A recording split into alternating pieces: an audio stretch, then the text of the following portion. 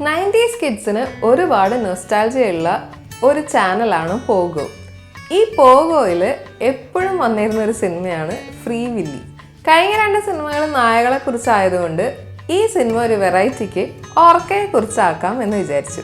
അതെ, ഈ സിനിമയുടെ കഥാപാത്രം ഒരു ഓർക്കയാണ്. കെ.ടി. വോക്കർ കഥ എഴുതി സൈമൺ വിൻസർ ഡയറക്റ്റ് ചെയ്തിട്ടുള്ള പടമാണ് 1993 ഇറങ്ങിയ ഫ്രീ വില്ലി. ഈ സിനിമയുടെ വിശേഷങ്ങളാണ് ഇന്നത്തെ വീഡിയോയിൽ. എൻ്റെ പേര് ഡോക്ടർ മേഘ വിൽസൺ. ഞാനൊരു വെറ്റിനറിയൻ ആണ്. ആനിമൽ റിലേറ്റഡ് അല്ലെങ്കിൽ വെറ്റിനറി റിലേറ്റഡ് കണ്ടന്റ് നിങ്ങൾക്ക് ഇഷ്ടമാണെങ്കിൽ do follow my channel the vet voyages.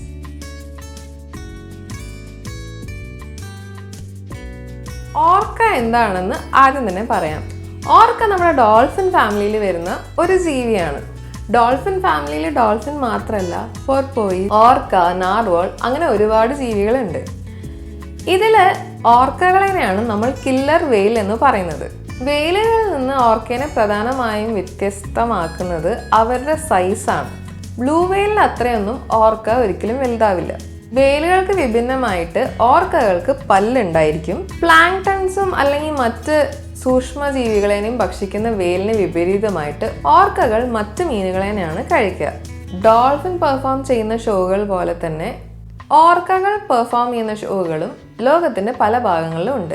അതുപോലെ ഷോ നടക്കുന്ന ഒരു അഡ്വഞ്ചർ പാർക്കിന്റെ ഒബ്സർവേഷൻ ഏരിയയിൽ ജെസ്സി എന്ന് പറയുന്ന ഒരു കുട്ടി വരച്ച വൃത്തികേടാക്കുന്നതോടുകൂടിയാണ് ഫ്രീ വില്ലിയുടെ കഥ തുടങ്ങുന്നത്. പോലീസ് പിടിച്ചതിന് ശേഷം ജുവനൈൽ ഹോമിൽ പോകാതിരിക്കാൻ വേണ്ടിയിട്ട് ആ ഒബ്സർവേഷൻ ഏരിയ മൊത്തം വൃത്തിയാക്കി തിരിച്ച് പെയിന്റ് ചെയ്ത് കൊടുക്കാം എന്ന് ജെസ്സിയുടെ പാരന്റ്സ് സമ്മതിക്കുന്നു. മൗത്ത് ഓർഗൻ വായിക്കുന്ന ജെസ്സിയെ വില്ലി എന്ന ഓർക്കയ്ക്ക് ഇഷ്ടപ്പെടുന്നു.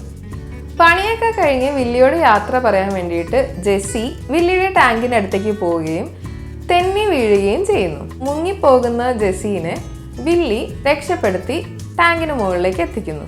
പൊതുവെ മനുഷ്യരോട് ഇണങ്ങാത്ത വില്ലി ജെസ്സിയനോട് കാണിക്കുന്ന ഈ സ്നേഹം കണ്ട് വില്ലിയുടെ കെയർ ടേക്കറും ആ അഡ്വഞ്ചർ പാർക്കിലെ വെറ്റിനറിയനും കൂടെ ജെസ്സിക്ക് ഒരു സമ്മർ ജോബ് ഓഫർ ചെയ്യുന്നു. ജെസ്സി പറയുന്നതൊക്കെ വില്ലി കേൾക്കുകയും അതിനനുസരിച്ച് പെർഫോം ചെയ്യാനും തുടങ്ങുന്നു. അതുവരെ ട്രെയിൻ ചെയ്യാൻ പറ്റാത്ത വില്ലിനെ പെർഫോം ചെയ്യിക്കുന്നതോട് കൂടിയിട്ട് ജെസ്സി ആ അഡ്വഞ്ചർ പാർക്കിൽ ഹീറോ ആവുന്നു. പക്ഷെ പബ്ലിക് പെർഫോമൻസിന്റെ സമയത്ത് ജെസ്സി പറയുന്ന ഒന്നും വില്ലി കേൾക്കുകയില്ല. അതോടുകൂടിയിട്ട് ജെസ്സി ആകെ സങ്കടപ്പെട്ട് അവിടെ നിന്ന് ഇറങ്ങിപ്പോകുന്നു. ഇതേ സമയം ഈ ഷോ കാണാൻ വന്നിട്ടുള്ള ആളുകളും കുട്ടികളും കൂടിയിട്ട് വില്ലിയുടെ ടാങ്ക് കൊട്ടി ബഹളം വെച്ച് വില്ലിയെ ആകെ സ്ട്രെസ് ചെയ്യുന്നു. സ്ട്രെസ്ഡ് ആയിട്ടുള്ള വില്ലി ആണെങ്കിൽ ഈ ടാങ്കിൽ വന്ന് ഇടിച്ച് ആ ടാങ്ക് ക്രാക്ക് ചെയ്യുകയും ചെയ്യുന്നു. കറങ്ങിപ്പോയ ജെസ്സി ഇവിടുത്തെ ജോലിയൊക്കെ നിർത്തുകയാണ്, ഞാൻ പോവുകയാണ് എന്ന് വില്ലിനോട് പറയാൻ വേണ്ടിയിട്ട് വീണ്ടും ടാങ്കിനടുത്തേക്ക് വരുമ്പോൾ വില്ലി ആകെ സ്ട്രെസ്ഡ് ആയിട്ട് കരയുന്ന പോലെ കേൾക്കുകയും എന്നാൽ അതിനോട് പ്രതികരിക്കുന്ന രീതിയിൽ മറ്റൊരു ശബ്ദവും ജെസ്സി കേൾക്കുന്നു. അതെന്താന്ന് അന്വേഷിച്ചു പോകുമ്പോഴാണ് വില്ലിനെ അന്വേഷിച്ചുകൊണ്ട് വന്ന വില്ലിയുടെ ഫാമിലി അതിന് തൊട്ടപ്പുറത്തുള്ള കടലിൽ നിന്ന് വില്ലിയുടെ ശബ്ദത്തിന് പ്രതികരിക്കുന്നതായിരിക്കും അത്. ഇത് മനസ്സിലാക്കിയ ജെസ്സി തിരിച്ചു വരുമ്പോൾ കാണുന്നത് വില്ലിയുടെ ടാങ്കിൽ എവിടെയാണോ വില്ലി ക്രാക്ക് വീഴ്ത്തിയത് അവിടെ പൊട്ടിച്ചുകൊണ്ട് വില്ലിയുടെ ടാങ്കിൽ ലീക്ക് ഉണ്ടാക്കി വില്ലിയെ കൊല്ലാൻ ശ്രമിക്കുന്ന ആ അഡ്വഞ്ചർ പാർക്കിന്റെ മാനേജറിനെയാണ്. വില്ലി ആണെങ്കിൽ പെർഫോം ചെയ്യുന്നില്ല, വില്ലിയെ മെയിൻറ്റെയിൻ ചെയ്യാൻ നല്ല പൈസ വേണം, എന്നാൽ പിന്നെ അത് ചത്തുപോവുകയാണെങ്കിൽ അതിന്റെ ഇൻഷുറൻസ് തുക തട്ടിയെടുക്കാൻ വേണ്ടിയിട്ടാണ് മാനേജർ ഇങ്ങനെ ചെയ്യുന്നുണ്ടാവുക. ഇതൊക്കെ അറിയുന്നതോടുകൂടി ജെസ്സി വില്ലിയെ അവിടെ നിന്ന് എങ്ങനെയെങ്കിലും രക്ഷിക്കണമെന്ന് തീരുമാനിക്കുന്നു. ഒപ്പം വില്ലിയുടെ കെയർ ടേക്കറും വെറ്റിനറിയനും കൂടെ കൂടുന്നു. അങ്ങനെ ഇവരെല്ലാവരും പ്ലസ് ജെസ്സിയുടെ പാരൻസും കൂടി വില്ലിയെ ആ അഡ്വഞ്ചർ പാർക്കിൽ നിന്ന് തിരിച്ച് ഫാമിലി ആയിട്ട് റീയുണൈറ്റ് ചെയ്യിക്കുന്നതാണ് ഈ സിനിമയുടെ കഥ. പക്ഷെ ഇവിടെ നമ്മുടെ കഥ തീരുന്നില്ല. അമേരിക്കൻ സിനിമ ആണെങ്കിലും കൂടി ഈ സിനിമ ഗ്ലോബൽ അറ്റൻഷൻ തന്നെ വാങ്ങിച്ചിരുന്നു. ബോക്സ് ഓഫീസിൽ വൻ വിജയം നേടിയിട്ടുള്ള ഫ്രീ വില്ലി എന്ന ഈ പടത്തിൽ അഭിനയിച്ച കീക്കോ എന്ന ഈ ഓർക്കയും അതുകൊണ്ട് തന്നെ ജനശ്രദ്ധ നേടിയിരുന്നു. ഐസ്ലാൻഡിന്റെ അടുത്ത ഭാഗത്ത് നിന്ന് വെറും 2 വയസ്സുള്ളപ്പോൾ പിടിക്കപ്പെട്ട ഒരു ഓർക്കയായിരുന്നു കീക്കോ. മെക്സിക്കോയിലെ ഒരു അമ്യൂസ്മെന്റ് പാർക്കിലായിരുന്നു ഈ ഫിലിം ഷൂട്ട് ചെയ്യുന്ന സമയത്ത് കീക്കോയുടെ താമസം. കീക്കോ എന്ന പേരിന് ജാപ്പനീസ് ഭാഷയിൽ അർത്ഥം ലക്കി വൺ എന്നാണ്. പക്ഷെ ശരിക്ക് കീക്കോ അത്ര ലക്കി ആയിരുന്നില്ല. 21 അടി നീളമുണ്ടായിരുന്ന കീക്കോ ആ സമയത്ത് താമസിച്ചിരുന്ന പൂളിന് അത്രയൊന്നും വലിയ മീനുകളെ ഉൾക്കൊള്ളാനുള്ള കപ്പാസിറ്റി ഇല്ലായിരുന്നു. മാത്രമല്ല കൂട്ടത്തോടെ ജീവിക്കുന്ന ഓർക്കകൾക്ക് വിഭിന്നമായിട്ട് കീക്കോ ആ കൂട്ടിൽ തനിച്ചായിരുന്നു. വെള്ളത്തിന്റെ ടെമ്പറേച്ചർ കൂടുതലായ കാരണം ഒരുപാട് സ്കിൻ ഇൻഫെക്ഷൻസും കീക്കോയ്ക്ക് ഉണ്ടായിരുന്നു. ഇതുപോലെ നരകിച്ച് കഴിഞ്ഞിരുന്ന കീക്കോയ്ക്ക് ഈ സിനിമ ഇറങ്ങിയോടുകൂടി ഒരുപാട് ഫാൻ ബേസ് ഉണ്ടായി. ഇവരെല്ലാവരും ഫ്രീ വില്ലിയെ പോലെ തന്നെ കീക്കോയെയും തിരിച്ച് കടലിൽ എത്തിക്കണമെന്ന് വാശി പിടിക്കാനും തുടങ്ങി.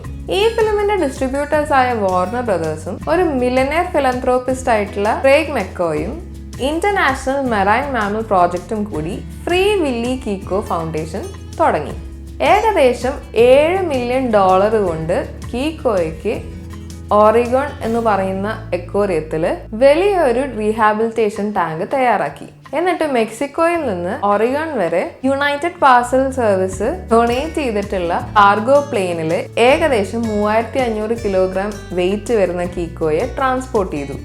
അവസാനമായി കീക്കോ പെർഫോം ചെയ്യുന്നത് കാണാനും അതുപോലെ തന്നെ കീക്കോയെ ട്രാൻസ്പോർട്ട് ചെയ്യുന്നത് കാണാനും അന്ന് ഒരുപാട് ആൾക്കാർ വന്നിരുന്നു. ഒരു വർഷം കൊണ്ട് തന്നെ കീക്കോ 3500 കിലോഗ്രാമിൽ നിന്ന് 4500 കിലോഗ്രാം വരെ വെയിറ്റ് വെച്ചു.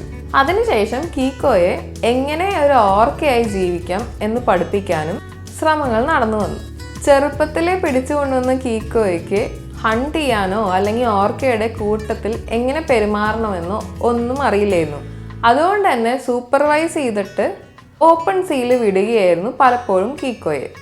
ഏകദേശം 5 വർഷമെടുത്ത് 2002 കീക്കോയെ സ്വതന്ത്രമായിട്ട് കടലിലേക്ക് വിട്ടു. അവിടെ കണ്ട ഒരു ഓർക്ക കൂട്ടത്തോടുകൂടി കീക്കോ പോയതോടുകൂടി ഒരു ഹാപ്പി എൻഡിങ് കീക്കോയുടെ കഥയ്ക്ക് വന്നു എന്ന് എല്ലാവരും കരുതി. പക്ഷെ 1 മാസത്തിന് ശേഷം വീണ്ടും കീക്കോ നോർവേയുടെ മറ്റൊരു കരയിൽ കാണപ്പെട്ടു. പൂർണ്ണമായി വൈൽഡ് ജീവിതം നയിക്കാനോ മനുഷ്യരിൽ നിന്ന് ഒറ്റപ്പെട്ട് താമസിക്കാനോ പാവം കീക്കോയ്ക്ക് കഴിഞ്ഞില്ല.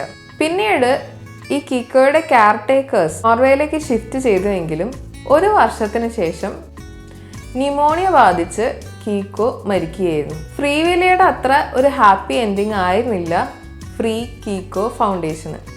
ഇതിനുശേഷം ഒരുപാട് വേലുകളെ ഓർക്കകളെ റീഹാബിലിറ്റേറ്റ് ചെയ്യാൻ ശ്രമിച്ചുവെങ്കിലും ഫ്രീ കീക്കോ ഫൗണ്ടേഷന് ലഭിച്ച തിരിച്ചടി ഇതിനൊക്കെ നെഗറ്റീവായാണ് ബാധിച്ചത്. ഞാൻ ഈ സിനിമ കണ്ടത് പോഗോയിലാണ്. അതിലെനിക്ക് ഒരിക്കലും മറക്കാൻ കഴിയാത്ത ഒരു കാര്യം എന്താണെന്ന് പറഞ്ഞാൽ പോഗോയിൽ ഓരോ സിനിമ വരുന്ന സമയത്തും പരസ്യം കഴിഞ്ഞ് സിനിമ തുടങ്ങുന്നതിന് തൊട്ട് മുന്നേ ആ സിനിമയെക്കുറിച്ചുള്ള ഒരു ട്രിവിയ എന്തെങ്കിലും ഒരു കാര്യം പറയും. സാധാരണഗതിയിൽ അതെപ്പോഴും ഒരു ഹാപ്പി ആയിട്ടുള്ളൊരു കാര്യമായിരിക്കും.